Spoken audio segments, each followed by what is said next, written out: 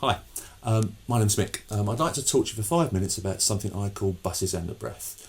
And that's essentially my take on yoga and how that links to something called mindfulness within a yoga pose. What I'm trying to do is to achieve three things. I'm trying to get a comfortable body, I'm trying to get a clear head, and I'm trying to get a calm heart. And by working on those three things, I actually find I get to a more relaxed place and I can start to really understand myself and my nature. And it's a long journey. It's a very long journey. But what I'm trying to do is those three things: a comfortable body, a clear head, and a calm heart. But obviously when we get into a yoga pose and we're trying to get into that relaxed state, what happens is things come into our head. And they distract us, and that's what prevents us from getting into this state that we call mindfulness. And I use a very, very simple model, and there are far more complex and wonderful models out there, but this is just what works for me and how I try and share it. So if I'm sitting comfortably, and what happens is I'm trying to clear my head, and all of a sudden this thing pops into my head and says, oh no, COVID, we've got a holiday booked, or oh, my leg's hurting, I need to move it, or this feels really silly. And they're examples of three types of buses. There's a physical bus, so that's the green bus comes in, and that's something physical that interrupts my head, and it might be I'm feeling hungry or I'm feeling uncomfortable, and so that distracts me and stops me from staying focused and clear-headed. There's a blue bus, which is what I'm thinking. And that's about, I wonder what's happening with COVID. I wonder why the kids are doing what they're doing. I wonder if I've got enough money this week. Or there's an emotional bus, the big red emotional bus. And that's of, I feel silly doing this, or I'm upset because I've had a row with a wife. And I find nothing harder than trying to sit into a yoga place if I've just had a row. It's really hard because my head is full of these red buses and I'm stressed. And so how I characterise this idea of these buses, while I'm sitting, these green buses, these blue buses, these red buses are constantly going through my head. And what often happens is that we get used to thinking we are those thoughts. And we see ourselves through the lens of these buses. And so the more I worry about COVID, the more all I think about is COVID, and I get stressed by COVID, rather than actually just be able to step back and say, okay, the blue bus is coming and talking about COVID. Just because the bus has come in on the side of it says worry about COVID, I don't have to get on that bus. I have a choice as a free individual to say, you know what, I'll just let that run on through. I don't need to do that. If the green bus comes in and says, oh, I've got an itch, I don't have to scratch it. I don't have to. That's just an automatic response. I don't have to do that. And the more we practice just accepting some of the physical discomforts, they actually pass by. The red bus comes in, and on the side of it says, you look silly, Mick, or why did we have that argument the other day? And I don't have to get on the bus. And this is the big turning point for me, is my head is constantly buzzing with these buses. And if I go back to when I'm a recovering alcoholic, or when I used to be really big, often the buses would be, I want a drink, I deserve a drink, or I want chocolate, or I deserve chocolate. And it's these buses kept coming through my head. And that's, if you look at people dealing with addiction problem, what they're trying to do is to deal with these buses coming to their head, and just to stop getting on the bus. To say, just because there's a rumbling tummy, it doesn't mean I need food. It doesn't mean I need sweets. And that for me is this very simple art of mindfulness. It's recognising I am not my thoughts, I am not my feelings, I am not my physicality.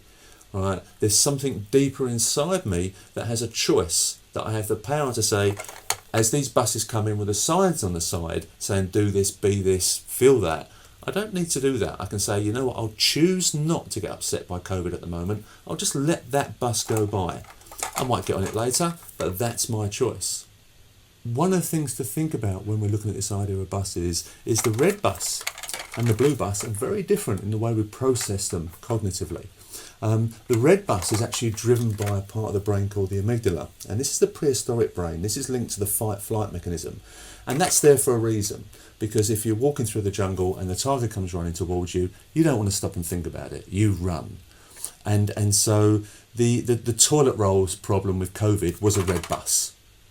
It was a red bus as people panicked and responded emotionally. There was no logic behind it. right? And that's what you call the red bus. The red bus is when someone cuts you up and you want to punch them. It's the row with your partner that was silly. It's those instinctive fight-flight responses that maybe you come to regret.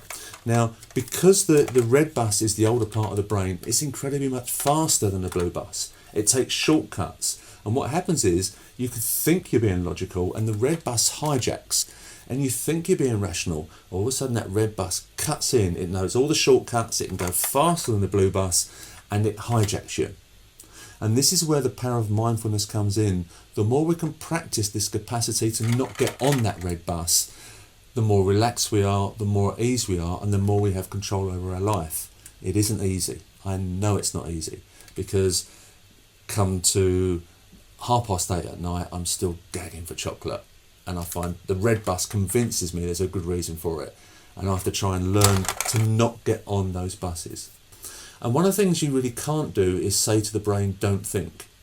You can't say to the brain, don't feel. And you can't say to the body, don't feel uncomfortable. Because we're just built that way. But what you can do is you can distract it. So this is my dog's bones that he loves to play with. Now, if I try and take those off him, as much as he loves me, he's going to go for me. Right? It's an instinct. But if I want to get this off him, rather than trying to take it from him, what I'll do is I'll have a pocket full of sweets and just offer him some biscuits rather, and he's distracted. And the skill and the art of mindfulness for me is about don't try and fight the mind, distract it. Go round it. Never fight it, just go round it. And that's where the breath comes in. Rather than saying, I won't think about those things, I say, let me find something else to think about and to focus on. And that's the breath. And the more I'm focused on counting that breath, all of a sudden the bus comes in and I don't even see it. Or if I do, I think, actually, no, just let it go past. And the power of that is if you can do that for an hour in a yoga session, you can go down the high street and you don't have to get on the bus and saying, I'll have chocolate. You can drive your car, and if someone cuts you up, you don't have to get on that big red emotional bus of wanting to kill them. You have choice, but it's about practice. And the art of yoga is the art of practice. But it's not just a physical practice. It's a mental practice. It's an emotional practice as well. So if we take this idea of the buses, how do we use it for real? I used it in terms of dealing with drink. I still try and use it in terms of managing my weight. Just because I feel hungry, it doesn't mean I have to have chocolate. Just because my mind says, well, you deserve a treat, I don't have to get on that bus. And just because I feel stressed, I don't have to have food for that. I can do something else. And I now recognise they are buses. They're not a truth. They're not me. They're just buses that come in. So the first thing is to accept I am not what I think, feel and do. There is something else that's better than that. And I have to separate myself from those buses. The second thing is don't try and fight the mind. As I said with the dog, just be sneaky, just be tricky, just find a way to trick the mind and take the attention away. And the third thing is to do that with breath, because you own your breath. That's the one thing you have control over. Get into a rhythmic pattern. The pattern doesn't matter. It doesn't matter. Just get a pattern that you can focus on and you can get a count. And all of a sudden, that's where the locus of attention goes, and not the fact you want chocolate or you want drink or you want to hit someone. The fourth thing is, and so you learn to become an observer.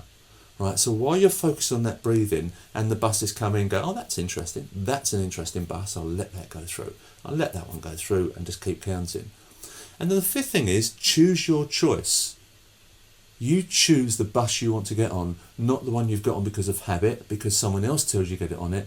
You know, you have the freedom to get on the bus of your choice. You choose your choice. And that for me is where yoga and real life sit together. The more when I'm in yoga, I can practice controlling what's going on in my body.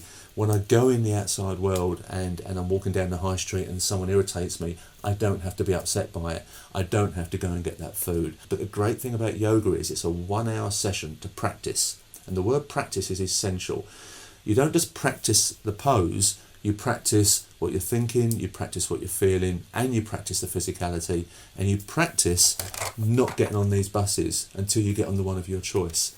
And that's how it helps me. And it's a very, very simple idea. I would really recommend that you try it and see if you can not get on the bus for 4 minutes. If you can not get on it for 4 minutes, you can then not get on it for 5, you can not get on it for 6. And all of a sudden you can choose not to board the bus for an hour. And it becomes incredibly powerful, incredibly powerful. So good luck. Enjoy your yoga.